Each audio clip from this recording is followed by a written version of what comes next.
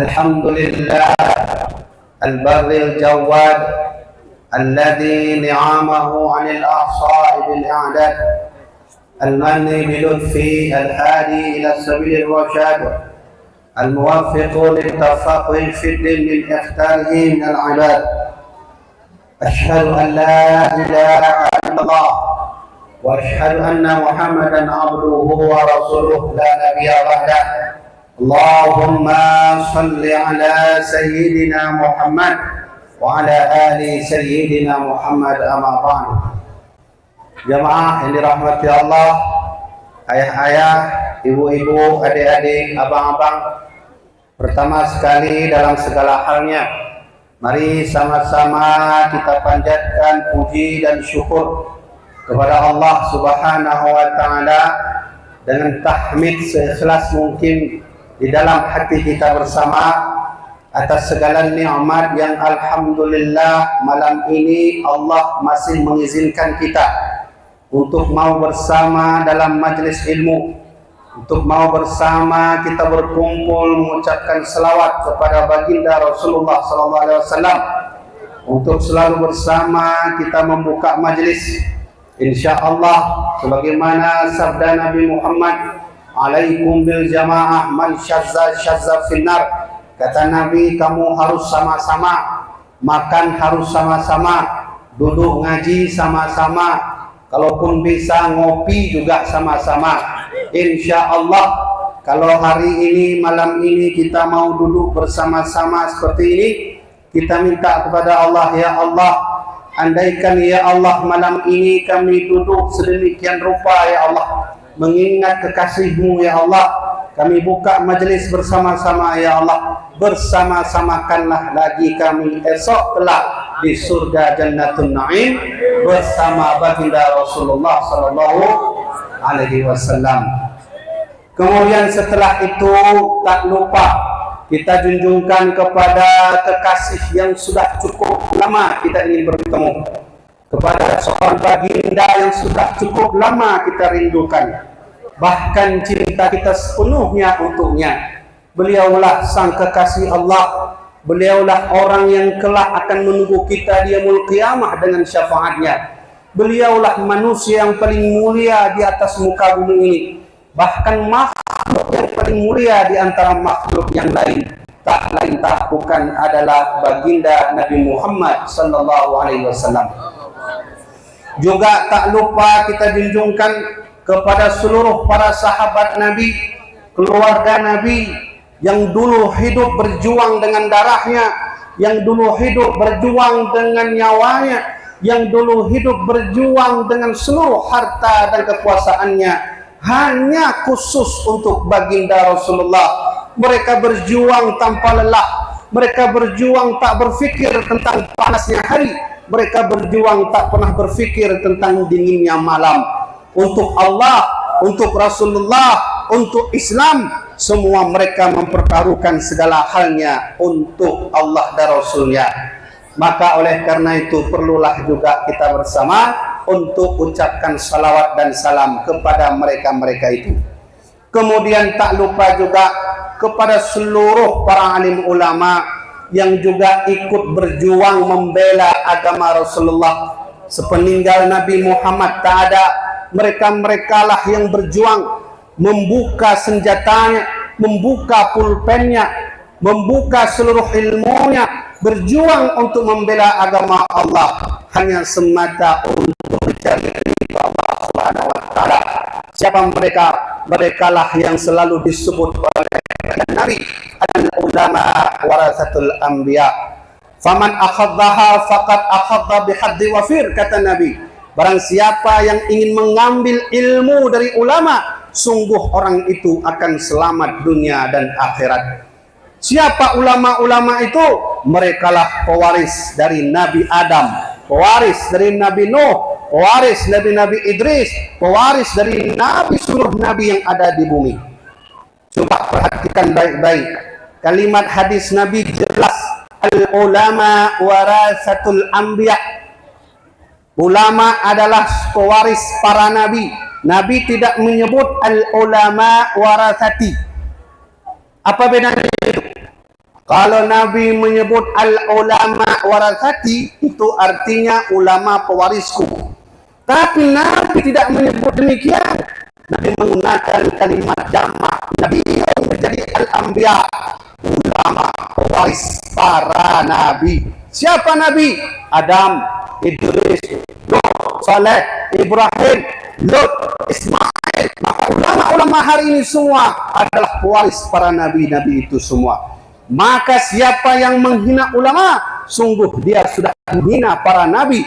Maka barang siapa yang menghina ulama, sungguh juga dia sudah menghina para nabi.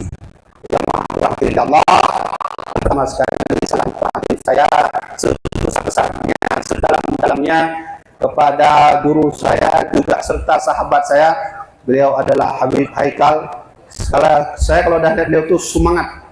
Itu andai nanti Belanda turun lagi ke Aceh, saya telepon beliau. Gimana Habib perang kita? Karena beliau yang cocok, yang lain tidak cocok. Kalau yang lain itu gimana? Ngopi, cocok. Kalau Habib enggak. Habib, jangan ngopi Habib. Belanda dah turun, mana kita pergi? Oh, ke Langsa dulu. Ayo, berangkat perang. Semangat. Kemarin itu jumpa dengan Habib di sini. Enggak sedia dulu makan semangat lagi. Semangat dia disamakan. Alhamdulillah malam ini dipertemukan oleh Allah kembali. Kemudian untuk guru-guru saya ada di samping. Mohon maaf sekali saya tak hafal nama guru-guru saya semua, termasuk yang punya warung kopi. Tadi saya sudah bilang biasanya warung kopi itu ya sifatnya kopi, teh. Tapi malam ini saya lihat orang ngaji di warung kopi. Insya Allah berkah warung kopinya kalau ada begini. Amin, amin, Allahumma amin. Ibu-ibu yang dirahmati Allah, ayah-ayah yang dirahmati Allah. Ini kita semua sedang berkumpul dalam satu majelis. Jangan dikira kita datang ke sini tidak dapat pahala. Jangan dikira kita datang ke sini tidak diberi ganjaran Allah. Semua dikasih oleh Allah. Faman ya'mal mithqala dzarratin khairan yarah. Walaupun kamu berbuat amal kebajikan sedikit, Allah tetap membalas kebajikan itu. Tapi malam ini tidak sedikit amaliah yang kita kerjakan. Datang dari rumah menuju ke sini, naik Honda, habis bensin, bahkan mungkin ada yang datang dengan sepeda, tengah jalan bocor banyak, niatnya maka diberi oleh Allah pahala yang besar. Ditambah lagi sampai ke majelis panas, ambil dipasangin, keringat mengucur sini. Itu kalau keringat-keringat itu selama kita berada dalam majelis ilmu, keringat itu dihargai Allah. Siapa yang bilang dengku kami tidak percaya?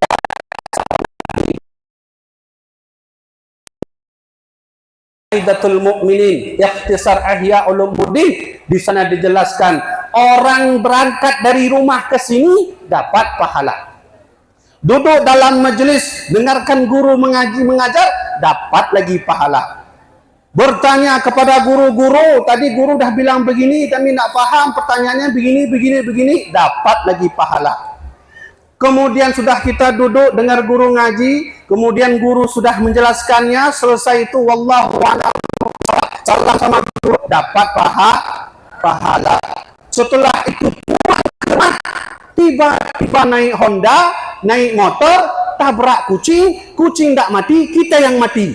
Maka kata Syekh Nawawi Al-Bintani dalam kitab Nihayatul Zain, orang yang ngaji dia mati mendapatkan pahala syahid. Alhamdulillah. Maka nikmat paling besar ibu-ibu udah datang ke sini.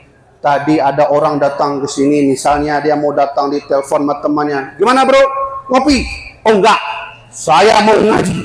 Enggak ada ngopi-ngopi. Saya traktir. Enggak mau. Saya kasih rokok. Itu mau. Kalau udah begitu udah ada lagi. Pokoknya kita ngaji datang. Jangan dikira kita ngaji seperti ini tidak datang iblis. Iblis datang. Apa dikira iblis itu hanya diam ketika ibu-ibu dari rumah datang ke sini? Enggak. Waktu tutup pintu, bismillahirrahmanirrahim. Bang, saya minta izin ngaji. Datang ke sini, apa dikira iblis diam aja? Enggak. Datang temannya, gimana nih? Kita udah keluar nih, ngopi dah. Oh janganlah, kita ngaji dan udah izin sama suami tadi. Bentar aja, nanti guru udah mau selesai baru kita datang. Oh jangan, saya tetap pergi. Sampai di majelis duduk seperti ini, apa dikira iblis itu diam aja? Enggak. Kata iblis, dengar aja lah ngaji, nanti tidur. Dengar. Makanya kalau ada orang ngaji begini dia, itu mau tidur. Mohon maaf ya, mau tidur ya. Lalu kita tahankan hati, jangan tidur, buka mata kuat-kuat, buka. Pokoknya saya lihat guru. Apa iblis diam aja? Enggak. Kata iblis, ya udahlah, nggak usah tidur, lihat aja guru. Tapi pikiran menghayal. Nggak ada orang ngajinya, dilihat. Kebetulan gurunya selalu lihat orang itu.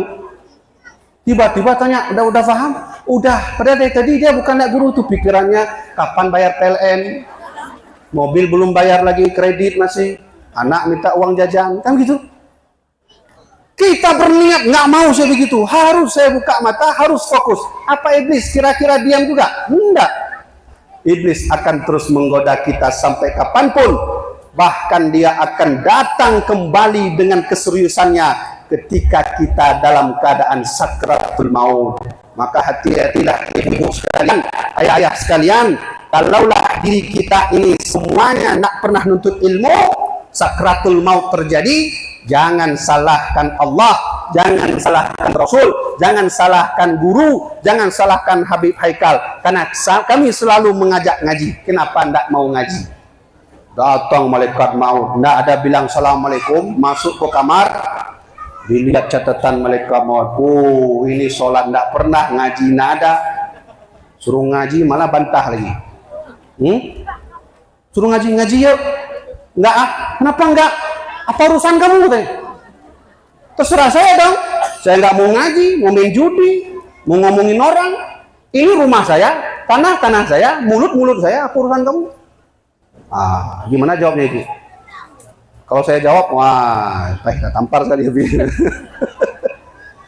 Sekarang banyak orang seperti itu. Sedang main Mobile Legend HP, datang kita azan maghrib berkumandang, dia main game. Mobile Legend, apalagi game apa lagi yang selain Mobile Legend? PUBG, sering mainnya. PUBG apalagi ya dek? Xbox. Yang laki-laki main game, azan sudah berkumandang, yang perempuan sedikit lagi nonton film Korea, sedikit lagi, satu episode lagi, azan dah berkumandang. Dilihat malaikat, riwayatnya tidak jelas katanya. Gimana ya Allah, tarik aja malaikat maut, tarik nyawa kita, ditarik, dimasukin lagi, tarik lagi, dimasukin lagi. Begitulah sakratul maut terjadi. Tapi kalau orang-orang soleh yang mengaji, dia selalu menghabiskan umurnya dalam majelis, malaikat maut datang. Ayah ibu-ibu, nih ayah-ayah dirahmati Allah, jangan dikira malaikat nak ada di sini. Nih kita semua sedang berkumpul, malaikat juga berkumpul. Mana buktinya Tengku Habibie? Coba sebut, ada buktinya? Innal malaikata ajnihataha li talibil ilmi, kata Rasulullah. Sesungguhnya para malaikat ketika melihat orang menuntut ilmu, dia sebarkan sayapnya, dia bukakan sayapnya, dia minta kepada Allah, ya Allah, ampunilah orang-orang yang sedang mengaji.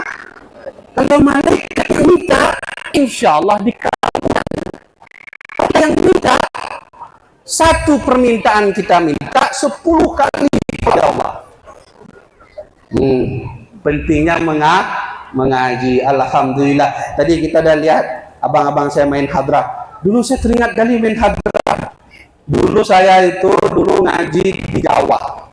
Dulu waktu almarhum ayahanda saya menjadi salah seorang anggota DPRD, maka saya ngaji di pesantren sahabat ayahanda saya, namanya Haji Ahmad Syaihu. Ini kalau mau lihat itu fotonya ada di Google. Maka pimpinan pesantren saya dulu belum ada hadrah, maka diambillah saya, dikirim. Nah, saya ngajilah hadrah itu, cara pukul. Ingat masih itu, pukulan nikai, nganai, apalagi itu. Saya ngaji. Alhamdulillah, kamilah generasi pertama yang ada dari hadrah kami silsilah sandarnya ke Al-Banjari atau Abah Guru Sekupul. Silsilah kami ke sana larinya. Makanya kalau kami pukul hadrah tuh ngantuk-ngantuk sedikit karena nuansanya nuansa slow. Abah Guru kayak gitu habis. Ya. Maka alhamdulillah. Ini yang tadi adik-adik kita, abang-abang kita pukul-pukul begini, semua tadi kita bangun mengucapkan selawat kepada Rasulullah. Kita ucapkan salam kepada Nabi. Apa dikira yang seperti itu tidak dibalas Allah? Dibalas. Tunggu, cerita dong. Kira-kira kami sebut nama Nabi itu dibalas nggak sama Allah? Dibalas. Saya mau cerita. Dengarkan baik-baik. Dengarkan baik-baik. Riwayat ini saya baca dalam suatu kitab. Namanya Kitab Al-Mustadrak karya Al-Hafidh Imam Al-Hakim, seorang ahli hadis, menulis kitab isinya hadis dan orang yang ahli dalam bidang hadis. Dengarkan baik-baik, ada salah seorang di muka bumi dia pernah menyebut Allah memberikan rahmat yang sangat besar. Siapa dia? Dialah yang disebut dalam sehari-hari kita mengaji disebut dengan istilah Abal Bashar, yaitu bapak segala manusia. Siapa bapak segala manusia? Nabi Nabi siapa bu? Nabi Adam alaihi salam. Saya mau cerita, dengarkan baik-baik. Dalam kitab itu hadisnya hadis sahih isnad. Wah, apalagi itu tunggu, kami nggak paham. Nanti tanya sama Abi Aikal. Nggak perlu kita jelas itu, panjang. Saya mau cerita nih. Bukan mau ngajar ilmu hadis. Mau cerita. Ketika Nabi Adam diturunkan oleh Allah dari surga menuju ke bumi, Nabi Adam bersujud di depan Allah siang malam, salat kepada Allah. Setiap malam, setiap hari, setiap sore berdoa, ya Allah, ampunilah dosaku ya Allah. Aku salah ya Allah. Dulu kau telah melarangku untuk jangan makan makanan khuldi, tapi aku memakannya ya Allah. Setiap malam, setiap hari Nabi Adam berdoa. Sedih. Kenapa sedih? Karena Nabi Adam saat itu sendiri, tidak ada yang menemani. Orang pertama yang ada di bumi. Sudah? Coba dengarkan baik-baik. Nabi Adam saat itu berdoa dengan satu kalimat yang membuat nanti Allah mengabulkan permintaannya. Nih, dengarkan. Kalau bisa hafal, hafal. Doa Nabi Adam. Allahumma inni as'aluka bihaqqi Muhammadin lamma ghafartali. Ada yang aneh doa itu? Saya mau tanya ibu-ibu di belakang. Ada yang aneh enggak doa? Saya ulang lagi, saya ulang. Coba tunjukkan mana kalimat yang aneh dalam doa Nabi Adam. Allahumma inni as'aluka bihaqqi Muhammadin lamma ghafartali. Ada yang aneh? Ada? Yang mana yang aneh? Hah? Nama Nabi Muhammad. Kenapa aneh? Tentu karena Nabi Muhammad belum hidup. Kenapa Nabi Adam tak? Berdoa Nabi Adam dengan kesalahannya. Beliau berdoa harus menyebut nama kekasihnya. Kekasih Allah, doanya jelas. Allahumma inni as'aluka bihaqqi Muhammadin lamma ghafartali ya Allah ya Tuhanku. Ampunilah dosaku ya Allah. Aku siang malam ku berdoa ya Allah kepadamu. Tolong ya Allah ampunkan aku. Bihaqqi Muhammadin dengan keberkahan nama Muhammad.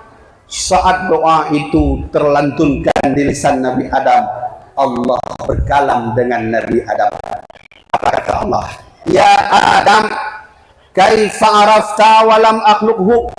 Kaifa arafta Muhammadan walam akhluqhu? Hai Adam, iya ya Allah. Dari mana kamu tahu nama Muhammad walam akhluqhu? Aku belum menciptakannya. Barulah curhat Nabi Adam alaihissalam. Sedih sekali curhat Nabi Adam. Dalam keadaan berdosa itu beliau siang malam bersujud minta kepada Allah. Lalu curhat Nabi Adam. Ya Allah, lama khalaqtani biyadika ya Allah. Dulu ya Allah, ketika engkau menciptakan tubuhku, wa nafakhta fiyya min ruhika, lalu saat itu kau tiupkan rohmu sedikit ke dalamku, ke dalam diriku ya Allah. wa rafa'tu ra'si. Lalu semua aktif, ya Allah, tanganku bergerak, mataku bergerak, semuanya bergerak. Wa rafa'tu ra'si. Tiba-tiba, ya Allah, aku melihat ada satu arasmu, ya Allah.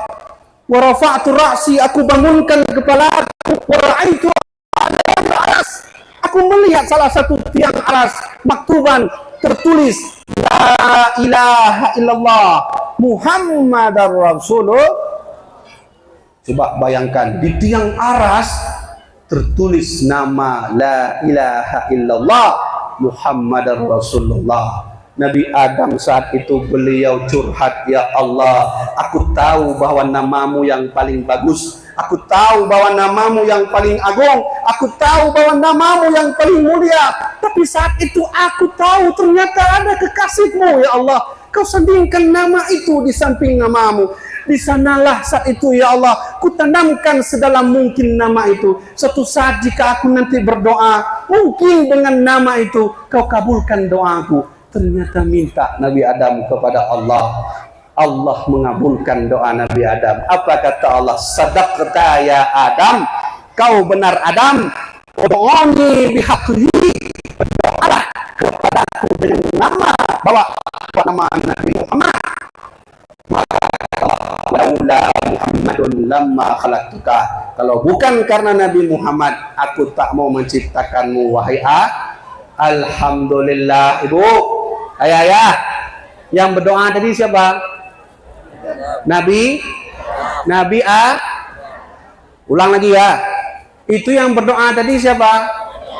Kalau Nabi Adam saja yang mulia, seorang nabi, seorang rasul pun berdoa dengan nama Muhammad, apalagi kita yang umatnya, kita yang bukan nabi, kita yang bukan rasul, kita yang bukan ulama. Tentu mintalah kalau berdoa itu menyebut nama Muhammad. Janganlah selesai sholat, assalamualaikum, assalamualaikum, ya Allah, mobil Innova, habis. Itu tidak ada adab. Kalau ingin berdoa kepada Allah, puji Allah dulu. Ya Allah, kau maha qahar, kau maha tinggi.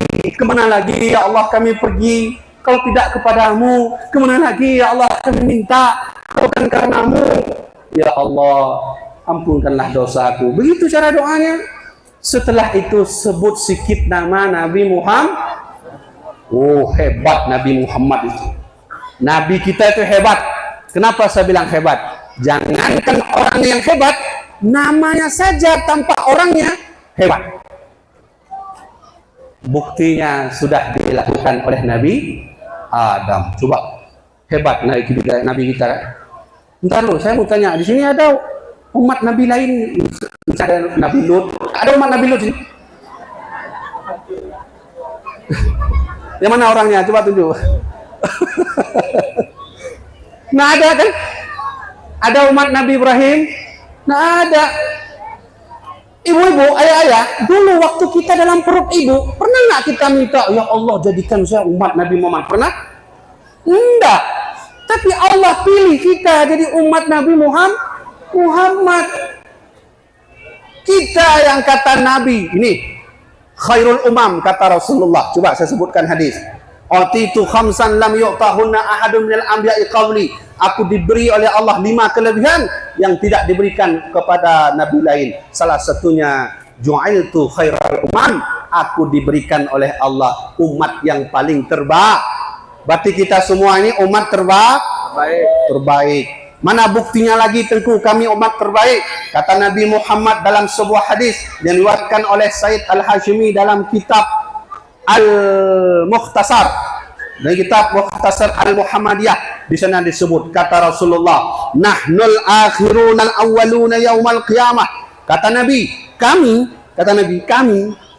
bukan Nabi aja, kami, Nabi dan kata Nabi Muhammad, "Nahnul akhirunal awwaluna yaumal qiyamah." Walau kami orang terakhir hidup, walau kami Nabi terakhir hidup, tapi nanti di hari kiamat kamilah orang yang paling awal masuk surga. Alhamdulillah, berkat Rasulullah. Kita umat siapa, Bu? Percaya? Yakin kita umat Nabi Muhammad? Subuh ada sholat, Yang betul. Bu, bentar ya. Saya ceramah. Saya mau kasih analogi sedikit. Analogi. Tolong dijawab yang jujur ya. Dijawab yang jujur ya. Coba, janji dulu, jawab jujur ya. Insya Allah. Oke, saya mau kasih analogi sedikit. Ibu-ibu, ini sering saya sampaikan ke jamaah. Kalau Allah ciptakan lagi Nabi Musa dan Firaun, dia datang di Langsa. Contoh misalnya. Datang ke warung kopi ini misalnya. Nih Bu ya, Nabi Musa di sini, Firaun di situ. Kita disuruh pilih. Pilih siapa? Nggak ada yang jawab. Nggak ada yang jawab kok. Masa bingung? Ini Nabi Musa, ini Firaun. Mau pilih siapa? Mau pilih siapa? Nabi Mu. Serius jawabnya Nabi Musa? Jujur? Nggak yakin. Nggak kompak, kompak dulu. Pilih Nabi Musa atau Firaun? Alhamdulillah. Coba tunjuk tangan yang pilih Firaun. Coba tunjuk tangan, mungkin bisa ke depan kita saling salaman. Saya mau tanya, kenapa pilih Firaun? Abang-abang siapa yang pilih Firaun? Nggak ada, Nabi Musa. Oke. Terus apa masalahnya tuh Bu kalau kami disuruh Nabi Musa, pilih Nabi Musa? Oke. Andai Firaun hidup di Langsa hari ini, Nabi Musa ke Langsa juga hari ini, misalnya contoh, berdiri di depan kita, itu yang buat Facebook Firaun, yang buat TikTok Firaun, yang buat gedung tinggi Firaun, yang buat mall Firaun, mohon maaf sekali, yang buat kadang-kadang warung kopi Firaun, misalnya. Ini kan kita misalnya. Tapi ini insya Allah ini warung kopi para alim ulama Allah. Ini dengan Bu. Coba hang mang kita nyokala sama ya, yang buat Facebook Firaun, yang punya bank dia, yang punya Barcelona dia, yang punya Madrid dia, yang punya film India dia, yang punya film Korea dia. Nabi Musa apa yang punya? Nabi Musa cuma punya tongkat. Subuh dia ketuk-ketuk rumah orang. Bangun, subuh. Ayo, pilih mana? Nggak yakin saya. Nggak yakin saya. Ya kan? Ada kan? Kita sering berbohong, lisan menyebut membela Allah, tapi ternyata perbuatan membela Andai Nabi Muhammad hidup hari ini, datang ke Langsa, di sini berdiri Nabi Muhammad, sini Abu Lahab. Pilih siapa? Nabi Muhammad. Tapi Abu Lahab selalu ngajak kita ngopi yuk, main Facebook yuk, main judi yuk, nonton film yuk, ke Medan yuk, ke bioskop. Abu Lahab. Nabi Muhammad datang ke rumah, ketuk, bang, subuh, udah subuh. Oleh karena itu, kalau ingin buktikan orang pilih murni Nabi Musa atau Nabi Muhammad, besok subuh datang ke masjid, hitung berapa orang yang pilih Nabi Muhammad. Itulah yang pengikut Nabi Muhammad. Lain kemana? Tidur. Itulah Fir'aun. ya gitu. Kita sering berbohong, mengucapkan lisan kebaikan, tapi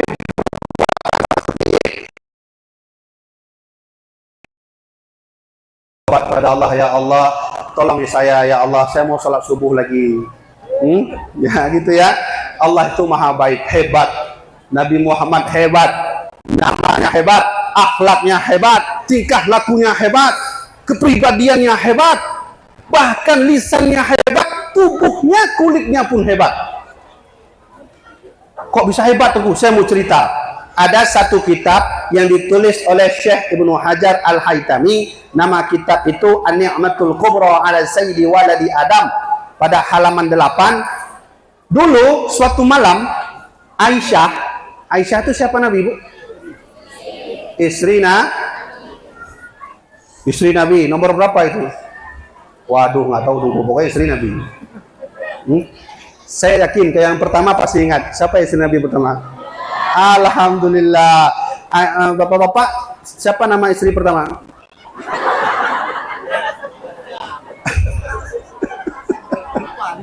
Lupa nama istri pertama. Tadi saya tanya di sini apa? Nama istri pertama, siapa namanya? Sekarang saya balik tanya, bapak-bapak, siapa nama istri pertama? Bercanda, fish. Nanti jangan marahin ya bapak-bapak, insya Allah. Ya, Aisyah itu bu, nih saya mau ajarin istri-istri Nabi itu orang-orang hebat. Aisyah itu kalau waktu sebelum subuh, beliau itu selalu buka lemari Nabi. Dibuka lemari Nabi, itu cek baju Nabi itu. Dilihat baju Nabi mana yang berlubang. Dibuka, disusun lagi, diambil, disusun lagi. Kalau dapat baju Nabi berlubang, tuh beliau udah siap. Udah siap jarumnya, udah siap alat untuk menjahit baju Nabi. Waktu itu karena tidak ada lampu, Aisyah itu sering pakai, kalau bahasa kita yang punya bahasa dia pula lilin. Punya bahasa jamun tak panyot. Dulu itu panyot ada juga, cuman bukan seperti ini. Maka ditaruh di meja itu. Jahitlah Aisyah itu sebelum subuh. Sebelum subuh istri Rasulullah sudah bangun. Kita waktu mau zuhur belum bangun. Ya udah begitulah terus. Ya. Ini kayak full semua nih keringat ini. Sudah. Di dalam kitab itu diceritakan Aisyah itu sedang jahit dia. Nih lilin nih. Nah lilin nih. Dia situ dijahit dia. Jahit baju Nabi. Dicek baju Nabi mana yang berlubang. Dijahit. Ketika jahit itu entah bagaimana ceritanya jatuhlah lilinnya. Entah tersenggol, entah bagaimana jatuh lilinnya ke bawah. Ketika jatuh lilinnya ke bawah kan gelap, nggak ada lampu. Merabalah beliau itu cari mana lilin, mana jarumnya, nggak nampak. Waktu sedang mencari itu, ayah, tertampaklah cahaya yang masuk dari luar.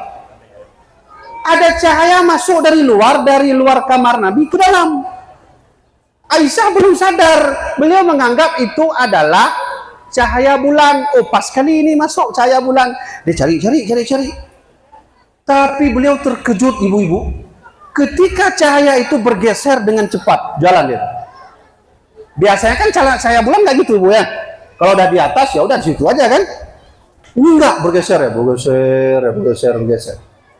Wah, aneh dah. Dikira Aisyah hantu. Tiba-tiba ternyata cahaya itu yang tadi di atas, yang ada di sebelah sisi kamar Aisyah berjalan masuk ke rumah beliau. Makin ngeri Aisyah. Siapa yang masuk? Udah masuk ke rumah beliau, masuklah ke pintu kamar Aisyah. Ternyata yang tampak bukanlah hati, tapi Sayyiduna Muhammad sallallahu alaihi wasallam. Hebat Nabi Muhammad. Ternyata cahaya tadi itu keluar dari wajah baginda Rasulullah sallallahu alaihi wasallam. Hebat Nabi kita itu. Entah bagaimana cahaya keluar dari wajahnya.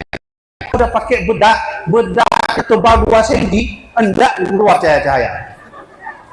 Kalau orang hitam di tengah malam gulita enggak ada lampu, wajar hitam. Ini orang putih di tengah gulita yang gelap hitam. Nabi Muhammad enggak begitu. Masya Allah, ya Allah, terima kasih ya Allah, Kau telah menciptakan kami sebagai umat Nabi Muhammad. Lalu Aisyah bertanya, wahai suamiku, indah nian wajahmu itu. Aku senang melihatnya ya Rasulullah. Tapi aku ingin tanya, suatu saat nanti bisakah aku melihat wajahmu itu di akhirat? Bisakah nanti kami semua umatmu bisa melihat wajahmu yang begitu ya Rasulullah di akhirat nanti? Kata Nabi, insya Allah bisa. Kecuali mereka yang disebut oleh Nabi bukhala.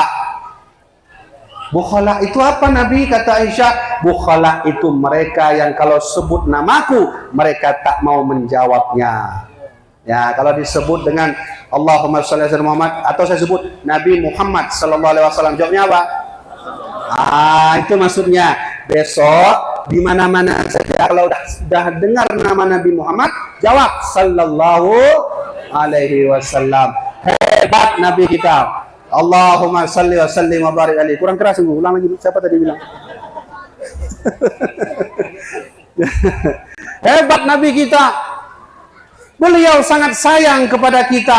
Bahkan pun saya baca dalam kitab Ya Waqid. Saya tamat baca kitab Ya Waqid itu. tamat mulai dari awal sampai akhir. Itu yang buat kitab Ya Waqid, salah seorang Habib keturunan baginda Nabi. Di sana beliau bercerita, ternyata Nabi nanti kelak beliau diberikan izin masuk surga, tapi beliau menunggu umatnya untuk sama-sama masuk ke dalam surga. Beliau sangat sayang kepada kita semua. Saya membuktikan kesayangan Nabi untuk kita. Mana sayang Nabi untuk kita? Ada salah seorang sahabat bernama Ubaidillah bin Al-Jarrah. Dia datang kepada Rasulullah. Coba dengarkan. Ubaidillah ketika itu bertanya, "Ya Rasulullah, hal ahadun khairun minna ya Rasulullah, bika jahadna wa bika aslamna." Kalau bahasa kita begini, "Ya Rasulullah, adakah kira-kira orang yang paling terbaik dari kami hari ini? Adakah kelompok orang yang paling terbaik dari kami hari ini? Bika jahadna, kami berjihad bersamamu. Wa bika aslamna, kami juga berislam bersamamu." Ada Nabi? Kalau bahasa kita hari ini begini, "Nabi, tunjukkanlah kepada kami Nabi, kira-kira ada nggak yang lebih hebat dari kami ini? Kami ini Nabi, kalau Nabi ajak kami jihad, kami siap Nabi. Kalau kau ajak kami untuk berinfak, kami siap, semua siap. Tapi dengan ini, kira-kira ada nggak lebih bagus lagi?" Kata Rasulullah, "Na'am, ada."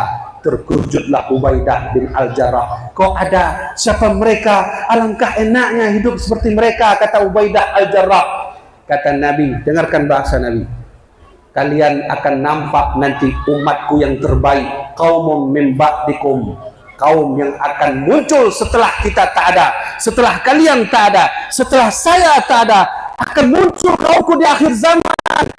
Nabi walam yarawni, kepada aku, membela nama, membela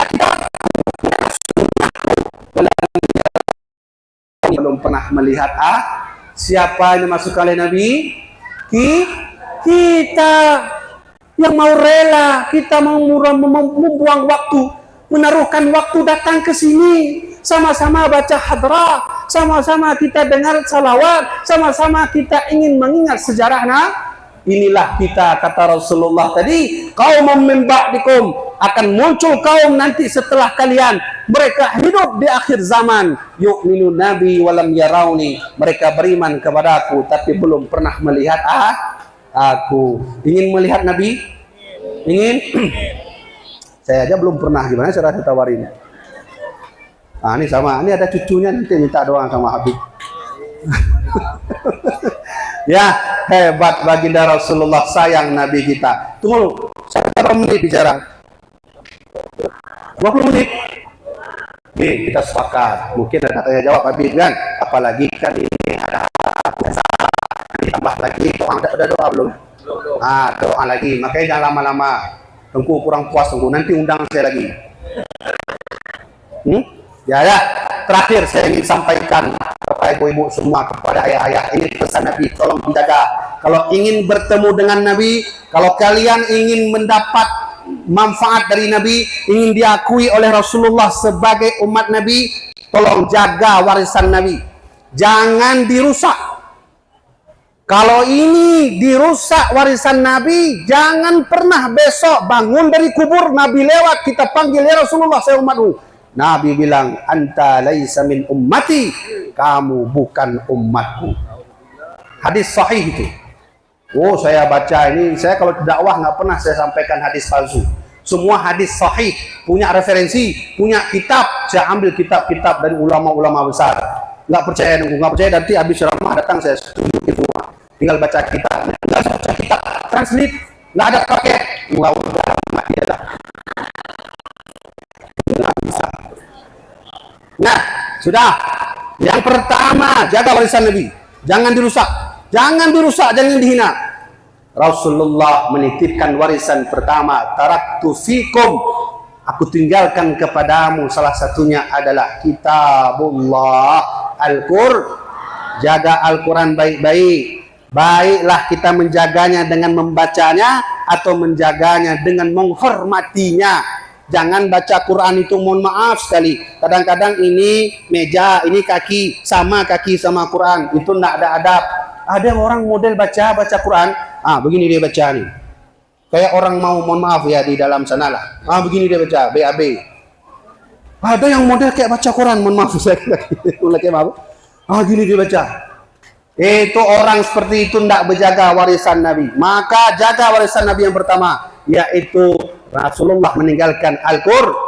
Yang kedua kata Rasulullah, alaikum bisunnati. Kamu harus selalu dalam sunnahku. Sunnah Nabi itu apa?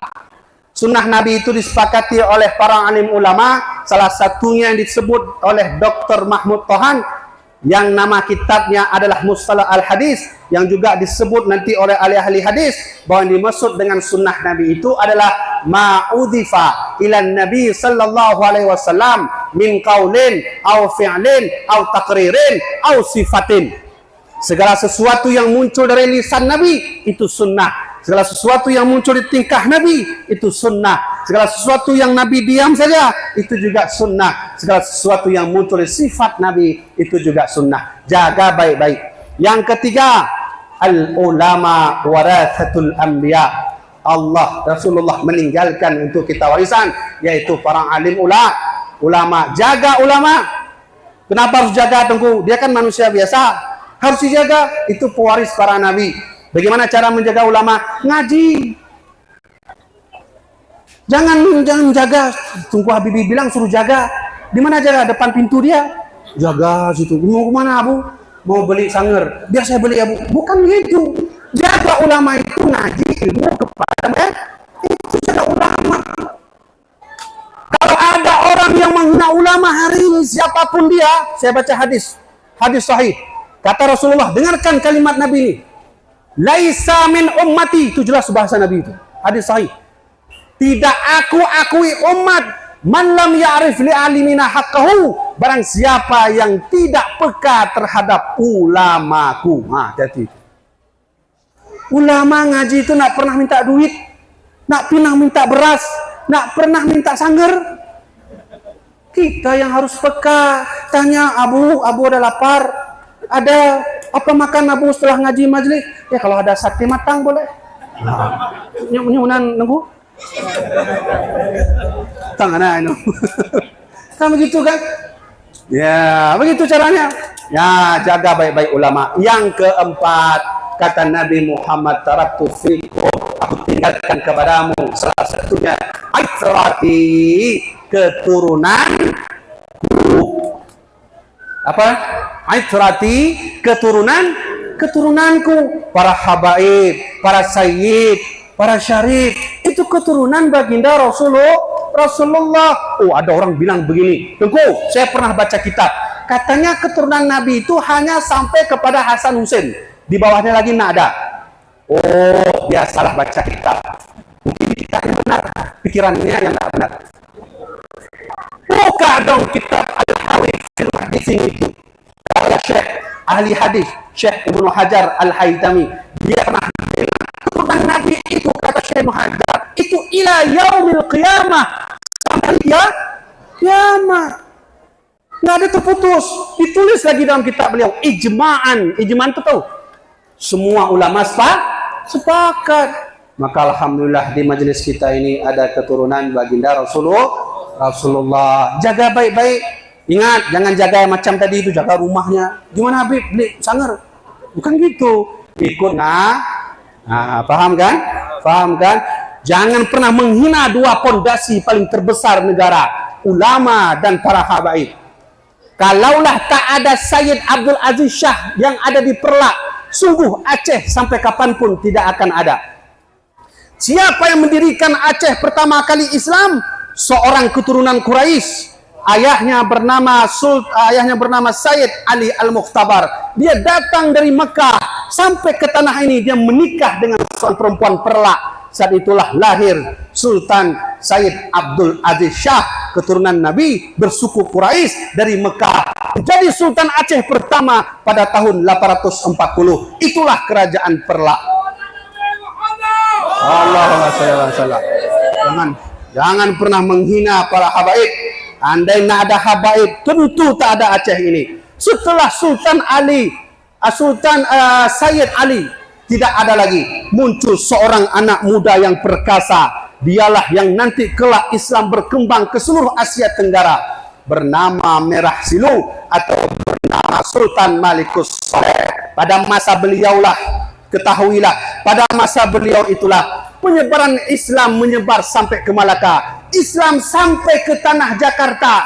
Kalau ibu-ibu tahu nama Fathaillah? Fathaillah tahu? Fathaillah pernah dengar? Fathaillah pernah dengar? Itu adalah nama cikal bakal berdirinya kota Jakarta. Fathaillah ngaji di Samudra Pasai yang saat itu dipimpin oleh seorang Sultan Aceh bernama Sultan Malikus Saleh. Ulama dia, raja dia, sultan dia, cinta pada Allah, cinta kepada Rasulullah sallallahu alaihi wasallam. Hebat Aceh. Sejarawan pernah berkata, waktu itu tahun 1870 pernah duduk ahli sejarah seluruh Indonesia di sana, termasuk hadir almarhum Abuya Hamka. Duduk Abuya Hamka di sana, hadir Profesor Ali Hashimi, duduk di sana. Semua sepakat Aceh merupakan cikal bakal pertama penyebaran Islam ke seluruh Asia Tenggara. Alhamdulillah, berkat para alim ulama, berkat keturunan setelah ada lagi Sultan Malikus Saleh, maka saat itu ada di sama wali yang nanti akan pergi ke Jawa. Dialah wali pertama, wali Songo yang bernama Syarif Malik Ibrahim. Dulu dia ngaji di Samudra Pasai. Bahkan salah seorang kakek nenek dari Sunan Giri, Sunan Bonang, dulu pernah ngaji di Samudra Pasai. Tak ada lagi Merah Silu, tak ada lagi Malikus Saleh. Bangun seorang anak muda yang lebih perkasa. Bahkan masa beliau lah Aceh dunia, lagi belum dunia. Suatu bangun seorang anak muda bernama Syekh Sulaiman, ngaji di daerah Pidi, gurunya bernama Tengku Cik di Ribe.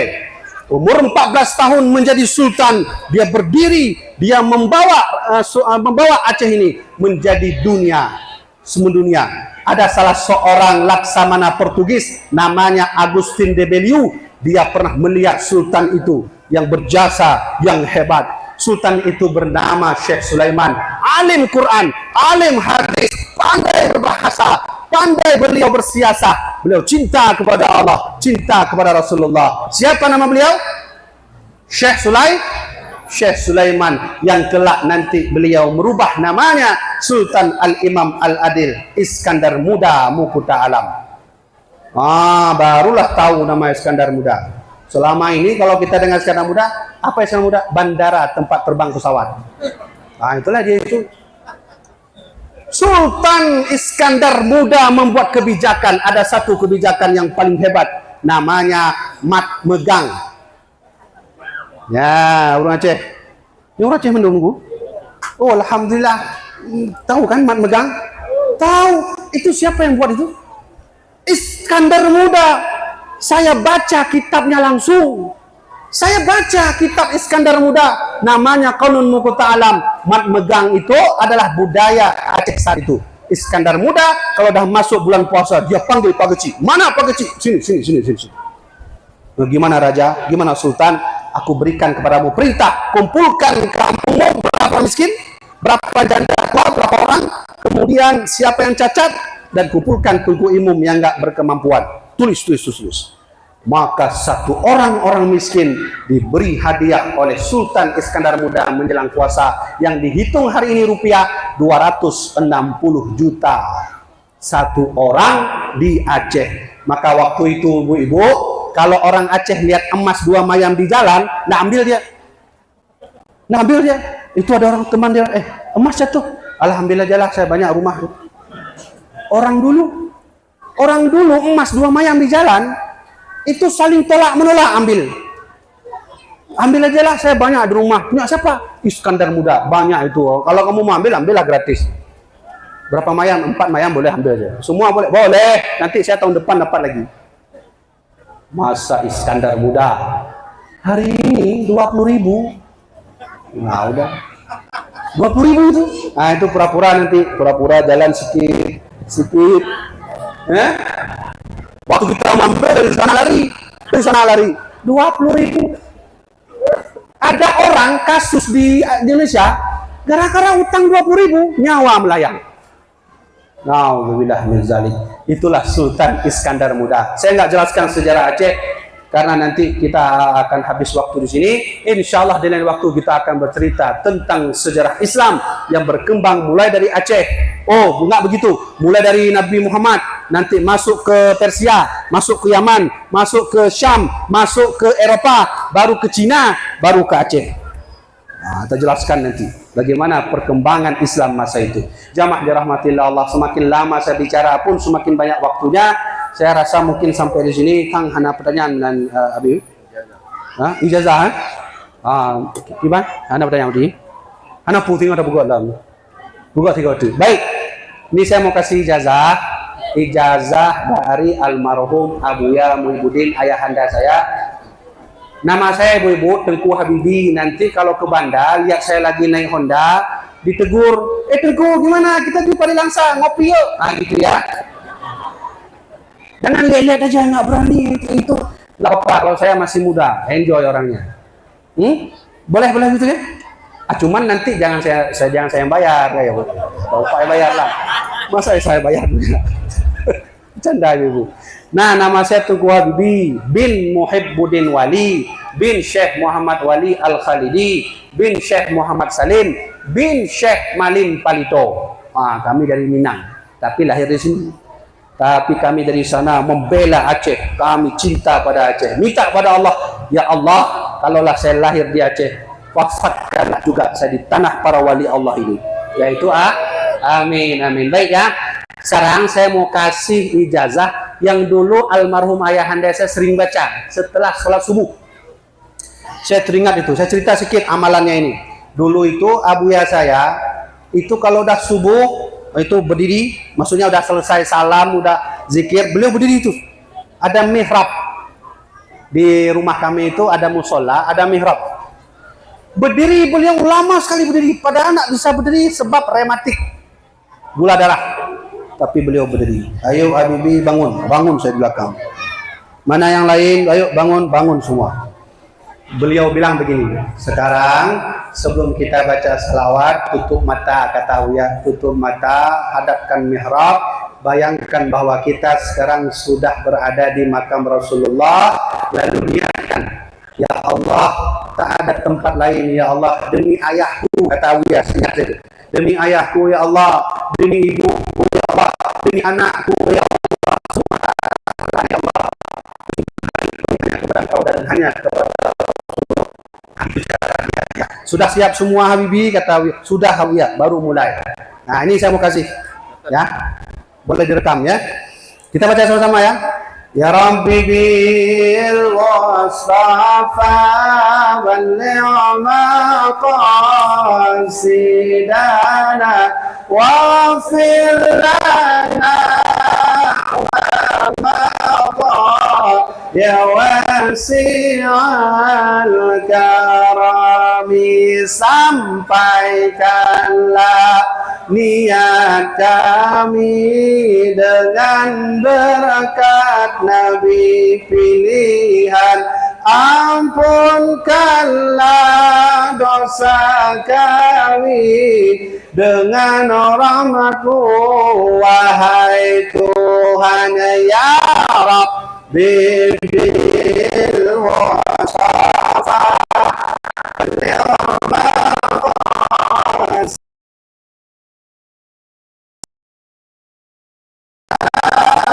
Mama Allah ya wasi'al karami, sampaikanlah cita kami dengan berkat Nabi pilihan, ampunkanlah dosa kami dengan rahmat-Mu wahai Tuhan